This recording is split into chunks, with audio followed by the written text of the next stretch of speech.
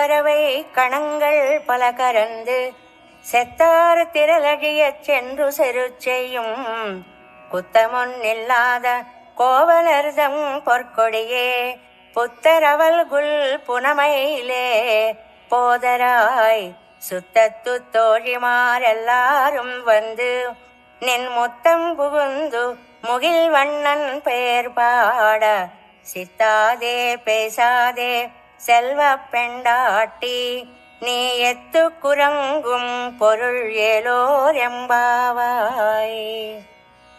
కులవతి, రూపవతి, గుణసతి అయినటువంటి గోపికని లేపుతున్నారు ఈనాటి పాసురంలో. ఈవిడ శ్రీకృష్ణుడే నన్ను పొందడానికి వ్రతం చెయ్యాలి అని నిర్భయంగా పడుకొని ఉన్న గోపిక.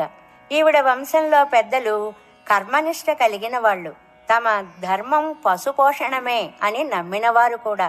ఈ గోపిక తన దివ్య మంగళ విగ్రహ సౌందర్యంతో అందరినీ ఆనందింపచేయగలిగిన గోపిక.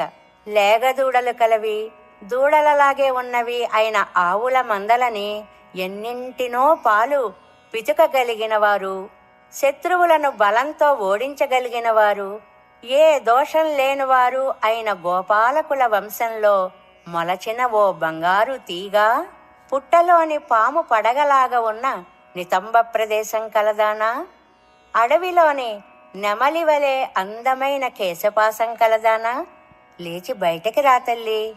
చుట్టాలు చిలికెత్తెలు అంతా వచ్చేశారు, నీ ముంగిట్లో చేరారు. నీలమేఘశ్యాముడైన శ్రీకృష్ణుని నామాలు కీర్తిస్తున్నారు, వినబడడం లేదా? అయినా ఉలకకుండా పలకకుండా ఎలా ఉన్నావు తల్లి?